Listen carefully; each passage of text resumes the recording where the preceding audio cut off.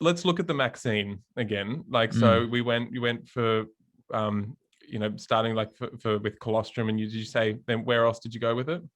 Yeah, so I'm just thinking with the immune system, getting those white blood cells primed. I wouldn't so much in this scenario use the tonics. They're more for long term.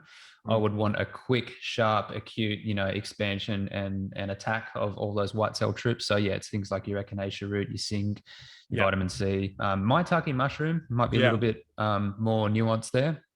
Yeah, maitake would be a good. That's what keeps on coming to mind for me. Turkey tail, who's potentially another one. Yep, for sure. And I'd keep it pretty basic in the acute.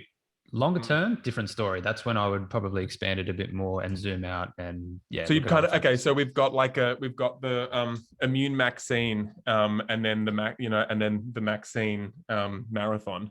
So we've got so then let's just, because there's obviously going to be crossover. The way I see it, let's go a little bit into the nuance there. So we keep on going on vitamin C. Everyone's like, got to be on vitamin C. So people are taking isolates, people are taking ascorbic acid, and then people are taking like the lipospheric vitamin C. And they're kind of good ones for the sprint, the Maxine sprint. When you have an outbreak and you go kind of, all right, everyone, we need you jacked. We need to make sure that you've got that echinacea in there. Maybe that's where you get like the chi tonics, like the astragalus. This is where I'd be coming from when, after having chats with, my friends, my Chinese herbalist practitioner friends, they're saying, you get, that's astragalus always for the Wei Qi, to put up the shield around yourself. Say white attractor lodies getting in there.